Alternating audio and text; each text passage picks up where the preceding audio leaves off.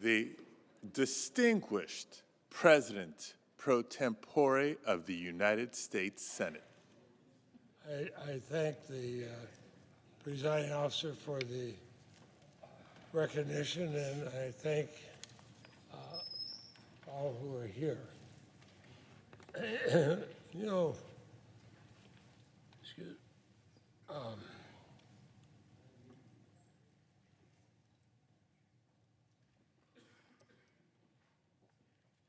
there are some things we experience in life that we can never prepare for, no matter how hard we try. Embarking on a life with a person you love is one. Having, raising, and loving a child is another. And then there's this one today. I've been here 48 years. Perhaps to the dismay of hundreds of distinguished presiding officers, I've delivered many floor statements. Some more eloquent than others, some less.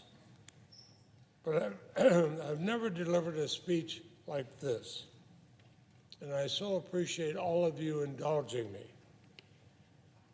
My friends and colleagues,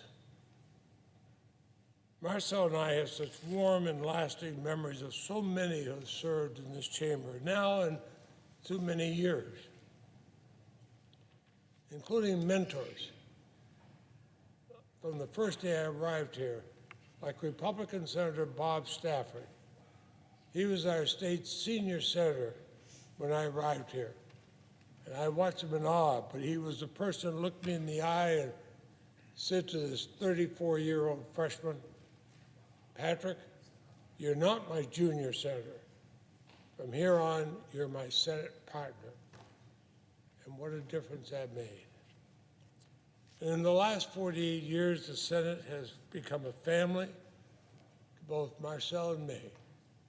Here we found friends, some of our best friends, and relationships that will last throughout our lifetime.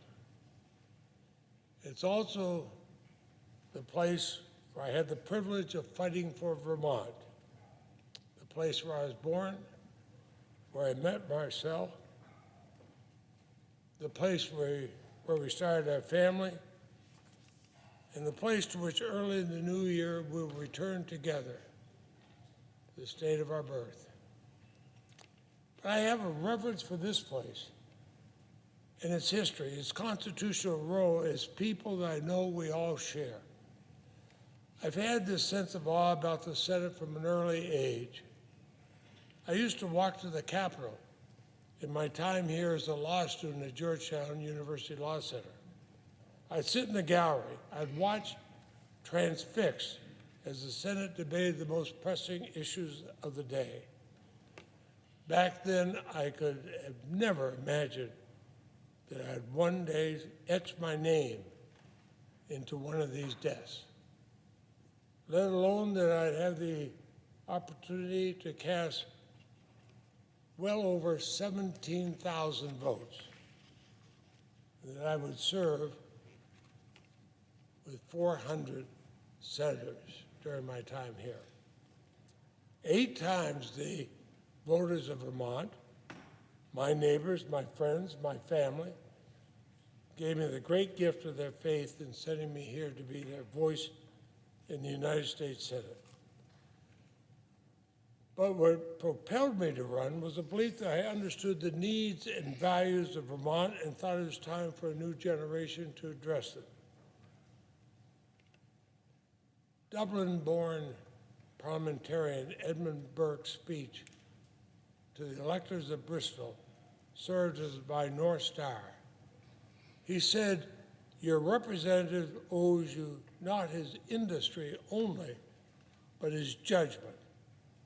Burke also said that a representative ought not to sacrifice to you his conscience. After what many described that time as an improbable win in a state that had never elected a Democrat, never elected anybody as young as I was, I began my time in the Senate in the aftermath of a constitutional crisis. We faced a nation broken by the Watergate scandal, the resignation of President Nixon, and an endless war in Vietnam. And as I leave in a few days, the nation is coping with strains and challenges of other kinds, including very real threats to the whole concept of a working democracy, the sanctity of our Constitution, our elections, and the strength of the rule of law. And another thing I could never have imagined as that young law student sitting up there in the gallery was that one day this chamber itself and the Capitol would be stormed by a lawless and violent mob. Now, the Senate can be the conscience of the nation.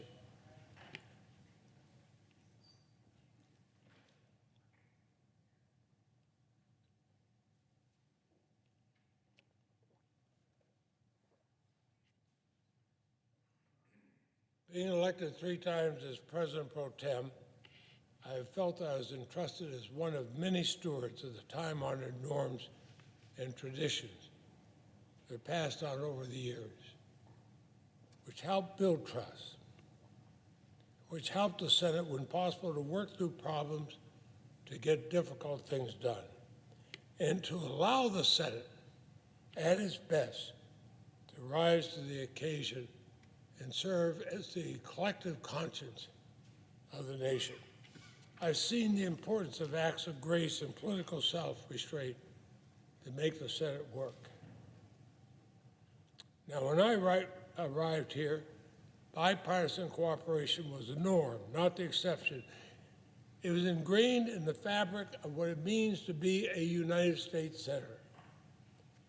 Now, make no mistake, the Senate of yesterday was far from perfect. I came here in 1975, and I realized several of you were not old enough to vote at that time. In that body, there were still senators who had signed the Southern Manifesto that filibustered landmark civil rights laws. It was a Senate of 99 people because there had been a tied race in New Hampshire. So I was sworn in to serve alongside 98 other men, all men, not a single woman out of 100. And I thought, boy, progress was a long way away. But the Senate I entered had one remarkable redeeming quality.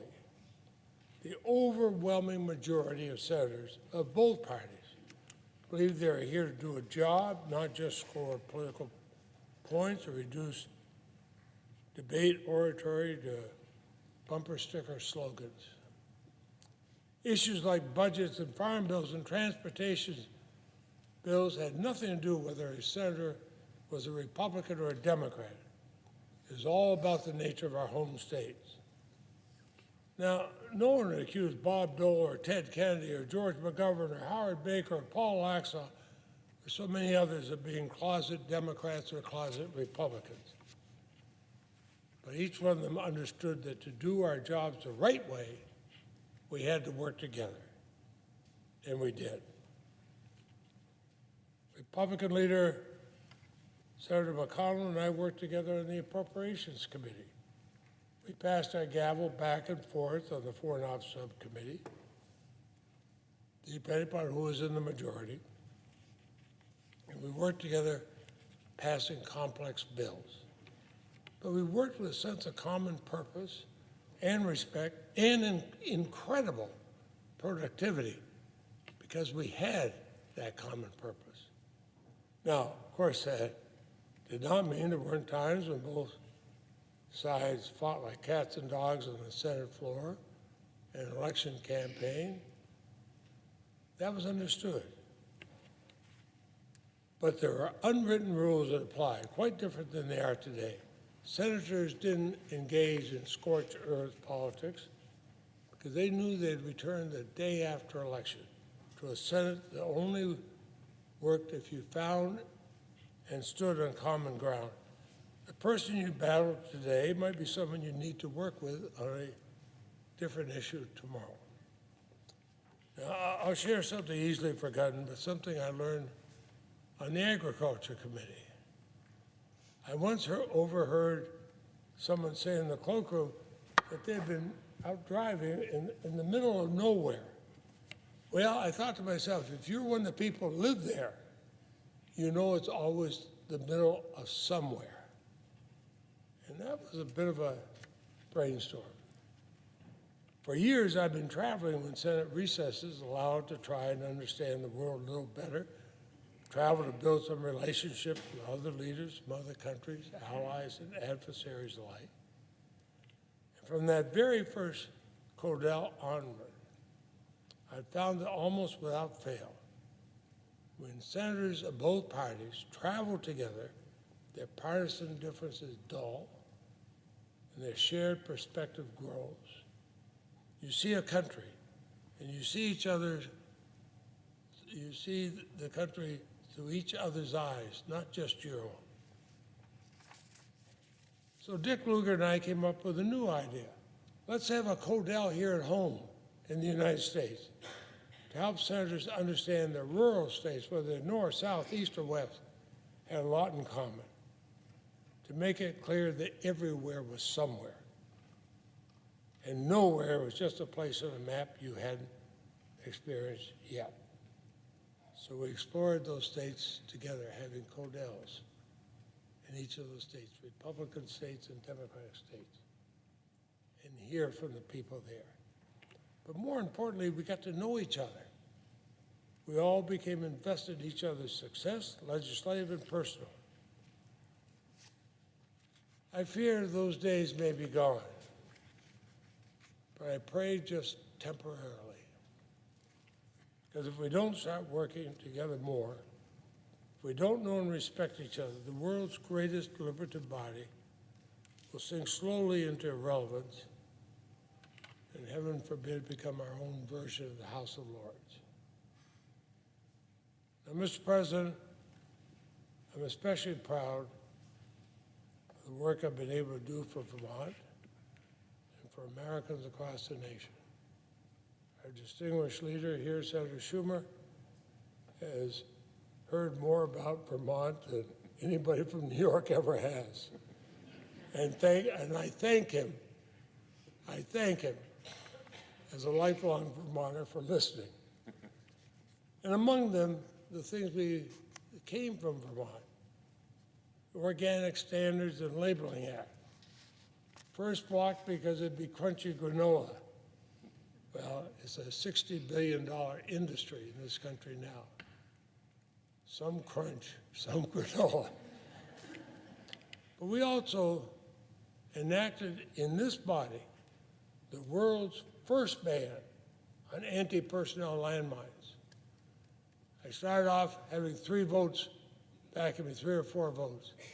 When it came to a vote, every desk carrying a publication I helped write, the vote was 100-0 across the political spectrum. I'm very, very proud of that.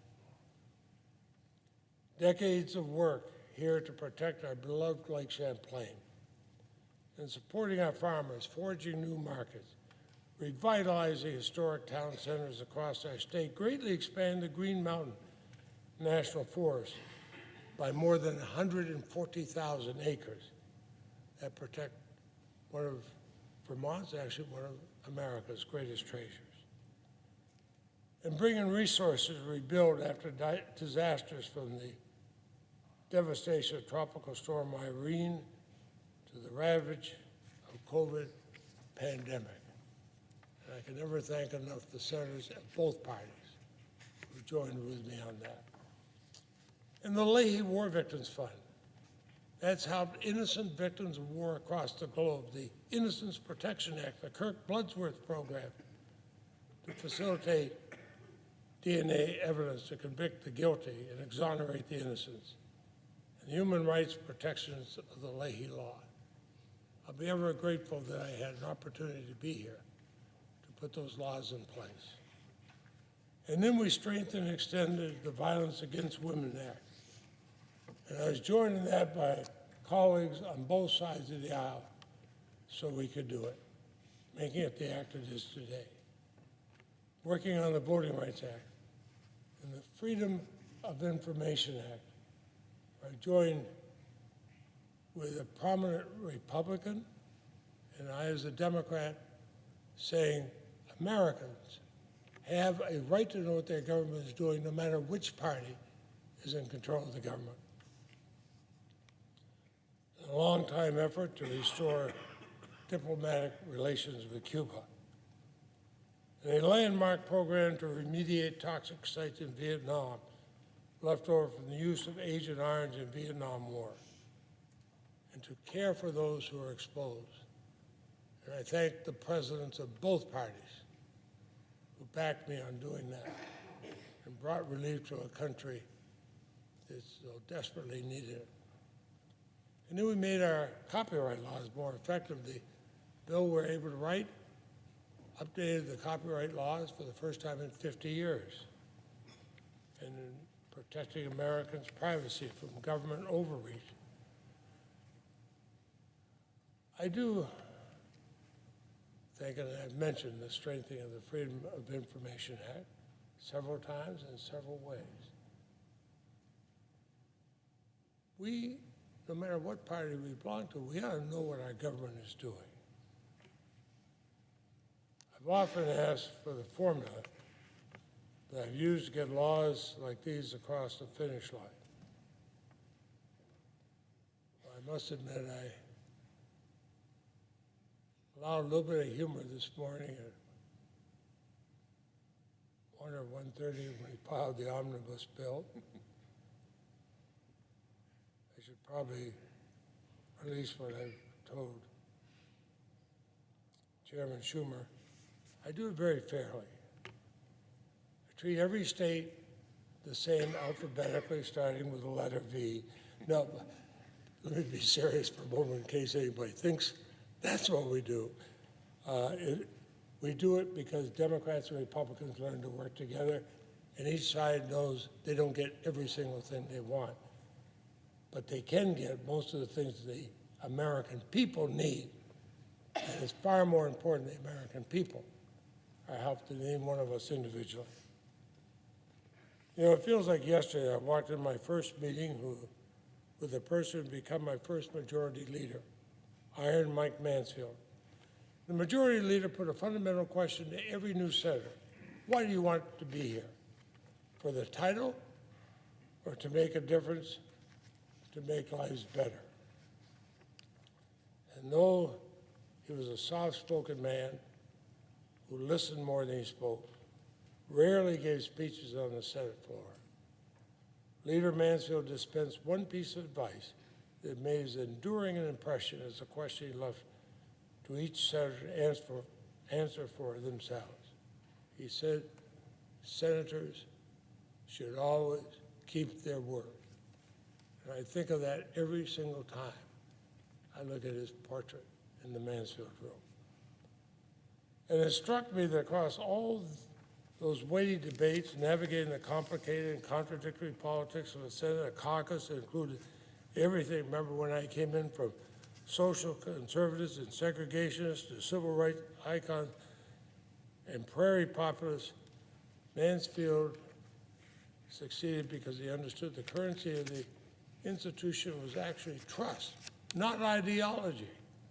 Senators should always keep their word. It's a simple formula, but it worked. If you knew what commitments colleagues had made to each other, you could count the votes. If you could count the votes, you could set the agenda. If you knew the agenda, you could set the schedule. If you could set the schedule, you could pass legislation and still send the senators home to be present in their states when it counted. And if 100 senators were invested in keeping their word to one another, then together we could keep our word to this institution and to the Constitution. So, Mr. President, I'm going to leave here with the satisfaction of knowing that I answered Leader Mansfield's question the best way I could in keeping with my conscience, and I did what I could to make a difference. And I leave here knowing above all that right or wrong, difficult or easy, I kept my word to Vermont and to each of you.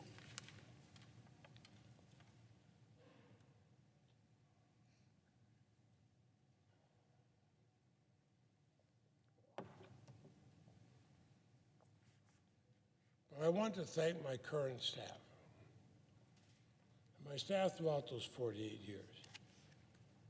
They've steadfastly stood by me in our shared goals to deliver for Vermonters, for Vermont, and for all our country.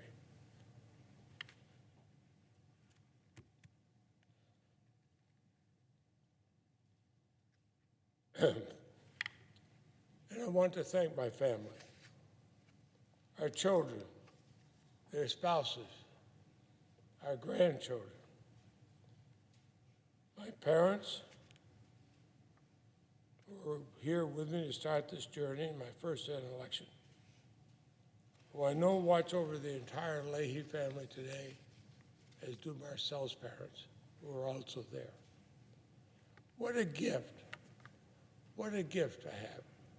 I've had a mother and father who passed down to their children and grandchildren, not privilege, but a powerful example.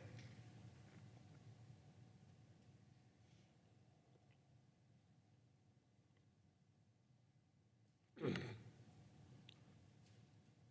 the problems of being half Irish and half Italian, sometimes your emotions can get on you. But of course, Marcel. I was 19. She was 17 when we met. I took one look at Marcel and I knew I wanted to go on every journey together. 63 years later, we're still in that journey. She is still my closest friend, my partner, and my anchor.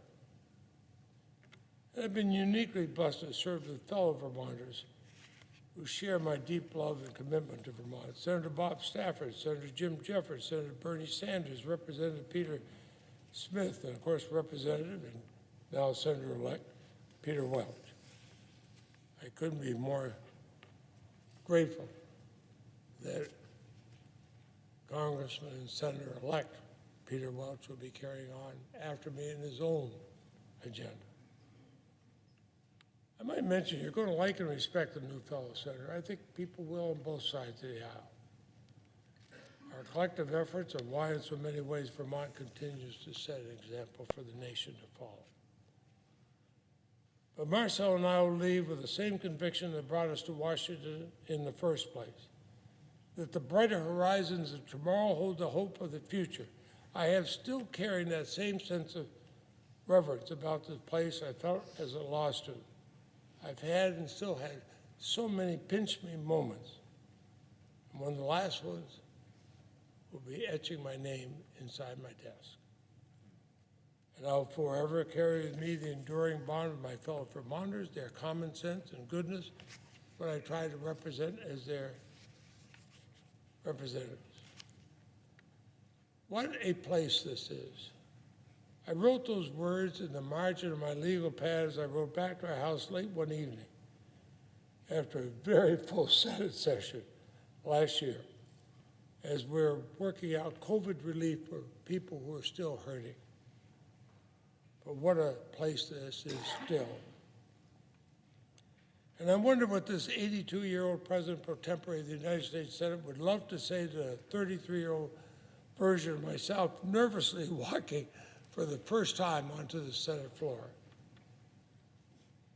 The 82-year-old President pro tem would say to that 33-year-old brand new senator from Vermont, don't lose that sense of awe, kid. Hold on to it, treasure it. Don't even for a minute forget what a privilege and responsibility it is to serve here. I've never forgotten. Sometimes when I drive past the Jefferson Memorial, I look at Jefferson in the marble rotunda. I'm reminded of the tension that was and is America. Imperfect people struggling to make reality out of ideals. They fail themselves to meet, but always, always keep on trying. I think of think of my father, the self-taught historian. He loved to share with me the twists and turns of times gone by, not to lift up heroes as idols or point out their feet of clay, but to find meaning and purpose in the journey. Only first-generation immigrants like my mother, whose parents had left homes where such journeys of change and redemption were not possible, could have such a gleeful appreciation for the fact that America wasn't a place but an idea of unmatched possibilities, ever in search of its own perfection, for new and next generations to write. I've so loved the privilege of being even a small part of this story, America's story.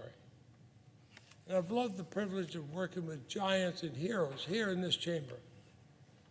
I think of John Glenn and the Senate he represented. We came in together. But I wonder how you think of how we carried the baton he passed on to the next generation. And then my mind flashes back to John's interment at Arlington National Cemetery. In the chapel we gathered.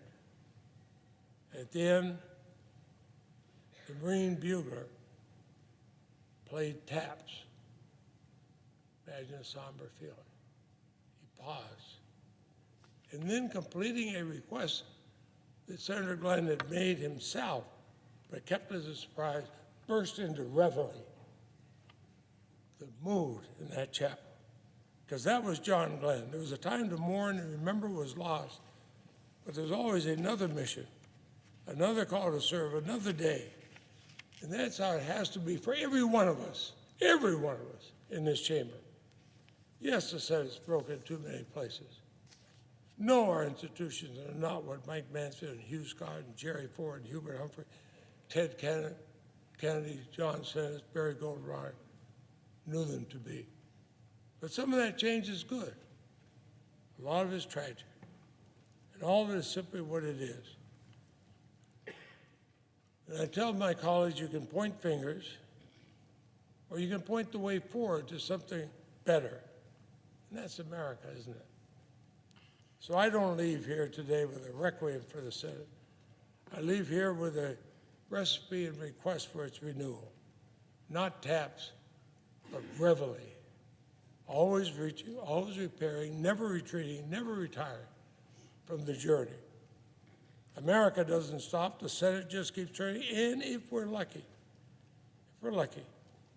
all of us get a chance to help tilt the trajectory forward.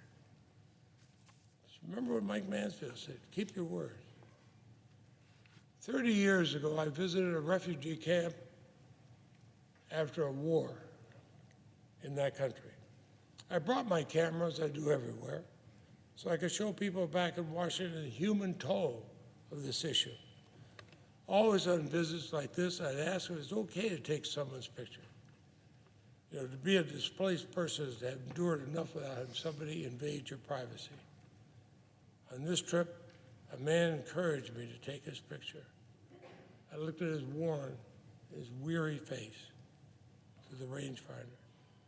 We sat and talked afterward. He said simply, don't forget people like me.